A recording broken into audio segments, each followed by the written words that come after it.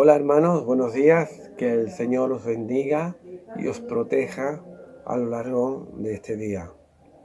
Hoy quisiera hablar de lo que agrada a Dios. Para ello me he situado en la vida de dos personajes diferentes de la Biblia. Uno de ellos es el rey Saúl y otro es Noé.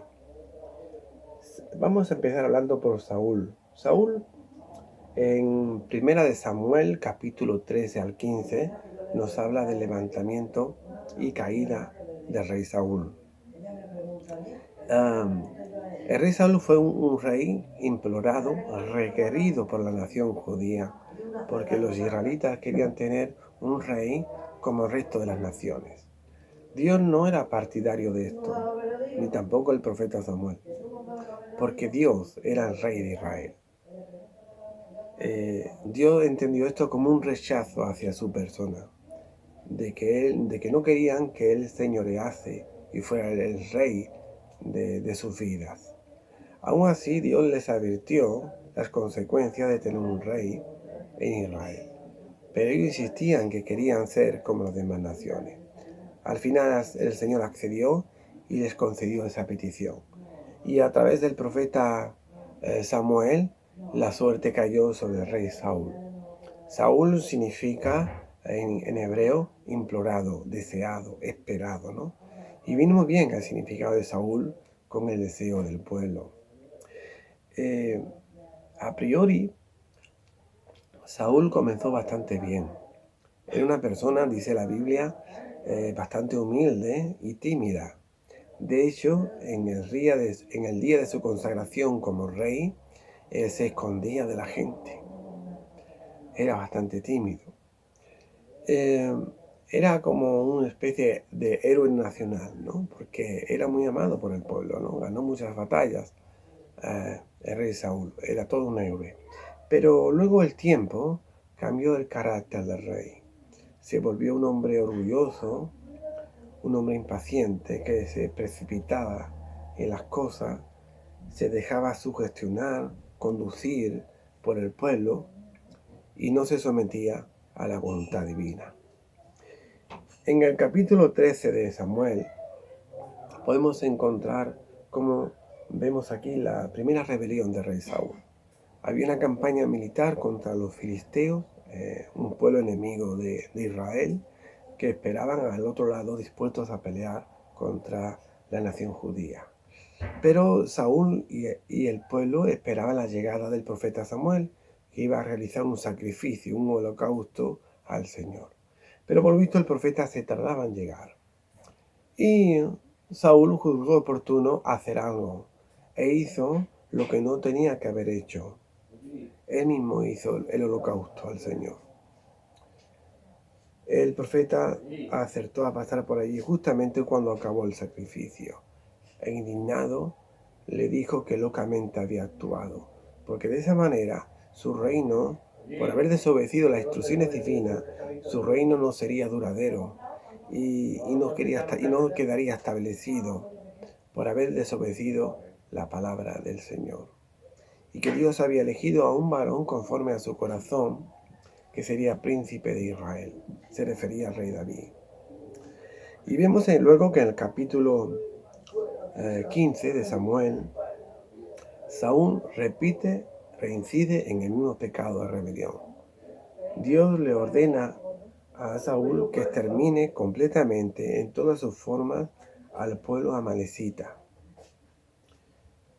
Y que no perdone a nadie y que todo el mundo lo pase a filo de espada.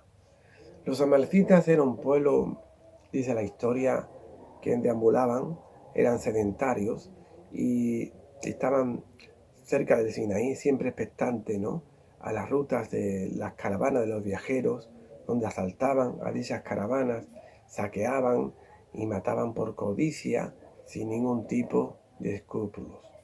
Dice la palabra del Señor que los amalecitas fueron el primer pueblo que se enfrentó contra Israel cuando se escapó de la tierra de Egipto.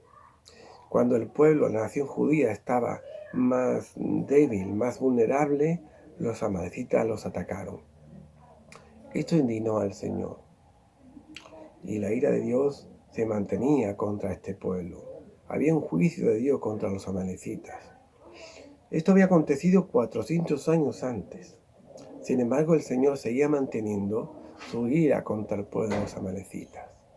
Podemos entender con esto que el tiempo para Dios no cuenta. El tiempo no borra el pecado. Solamente la sangre de Cristo nos puede limpiar del pecado. El tiempo no expía el pecado delante del Señor. Solo Cristo puede hacerlo.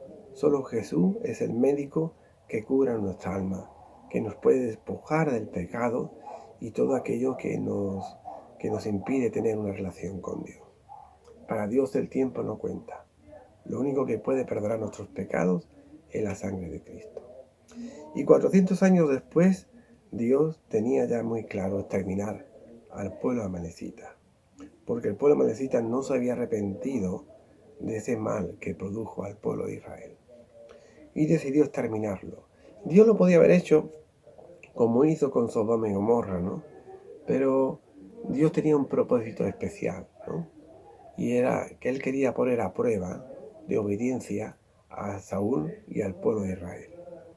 Y efectivamente Saúl atacó, ¿no?, al pueblo amalecita.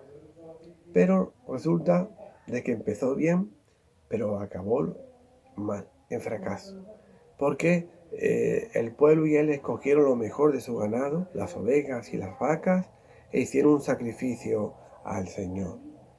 Y encima perdonaron la vida del rey amalecita. Consecuentemente a esto, él no siguió exactamente lo que Dios le había dicho. Y obedecer parcialmente no es obediencia al Señor. Debemos obedecer de manera exacta y completa, tal cual Dios lo ha dicho, sin añadir ni quitar nada.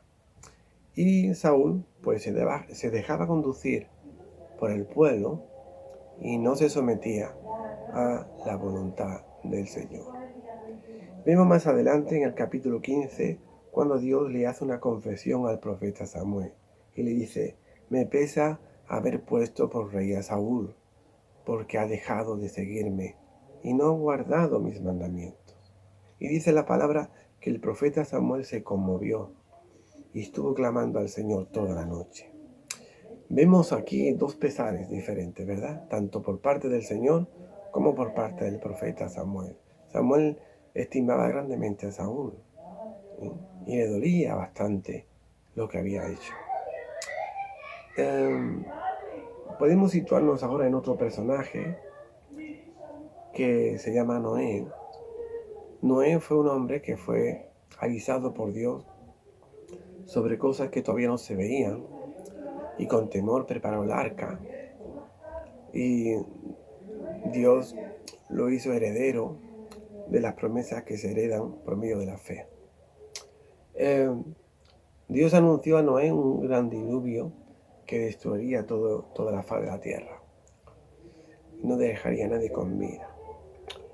En aquella época no existía el agua de la lluvia, porque todavía Dios no había hecho emerger agua de los cielos.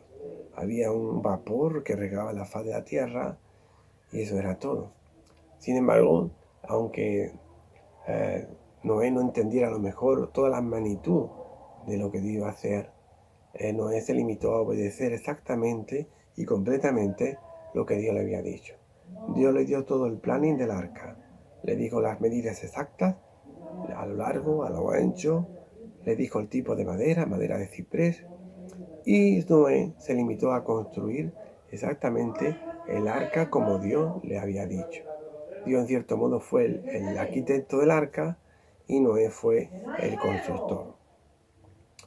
Y vemos aquí como hay dos personas diferentes a la hora de actuar. Uno obedece completamente al Señor, en el caso de Noé, y el otro, Saúl, hace lo contrario. Se deja conducir por el pueblo y por su propio criterio, y entonces invalida el mandato divino. Podemos situarnos luego en otra historia, en las bodas de Caná de Galilea.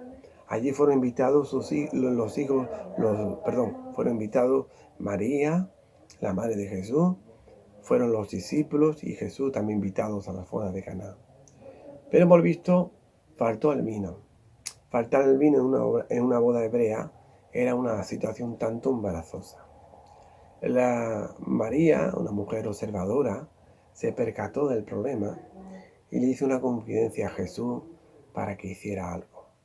Jesús, al ver a aquellos siervos dispuestos, ¿no?, a actuar conforme a lo que Jesús dijera, el Señor mandó que se llenasen las tinajas de agua. Y dice la palabra que las llenaron hasta arriba, ¿no? No fue una llenura parcial, sino hasta arriba. En el momento que llevaban los siervos aquella agua al maestresala, el capataz de la boda, ya el agua estaba convertida en vino. Y vemos aquí cuando hacemos una obediencia completa, de manera exacta y completa al Señor, vemos como las promesas del Señor, el poder del Señor se manifiesta a nuestras vidas. Por tanto, ¿qué podemos aprender de estas escenas de la Biblia?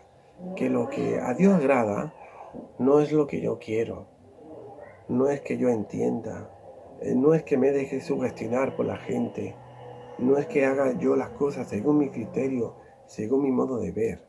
Lo que a Dios le agrada es que yo haga lo que Él dice.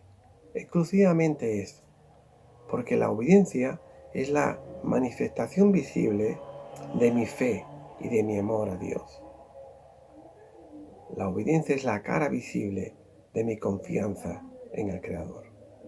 Y eso es exclusivamente lo que Dios demanda. Eso es únicamente lo que Dios le agrada. La obediencia. Independientemente de que yo entienda o no entienda. Simplemente que acatemos exactamente y completamente lo que el Señor nos dice. Vemos que Saúl lamentablemente tenía todo el beneplácito del Señor. Fue un rey escogido por el mismo Dios. Tenía el 50% asegurado de que su reino se quedaría establecido. Sin embargo, se negó. Se negó porque se dejó conducir por los demás y por su propio criterio. Y eso acabó en fracaso absoluto. Y vemos a Noé, que fue un hombre que siguió exactamente y completamente la instrucción divina. Y con ello salvó a él y a su familia. Por tanto, hermano, lo que hay que procurar es agradar a Dios. ¿Y de qué manera? Procurando hacer exactamente lo que Dios nos dice. Y el fin de este discurso lo he encontrado en un proverbio que está aquí. Proverbio capítulo 3. Y dice así: Hijo mío, no olvides mi enseñanza, y que tu corazón guarde mis preceptos, porque te procurarán largos días, años de vida y bienestar. Que la bondad y la felicidad no te abandonen. Átalas a tu cuello, escríbelas en la tablilla de tu corazón, y así encontrarás favor y éxito perfecto a los ojos de Dios y de los hombres. Hermanos, que el Señor os bendiga.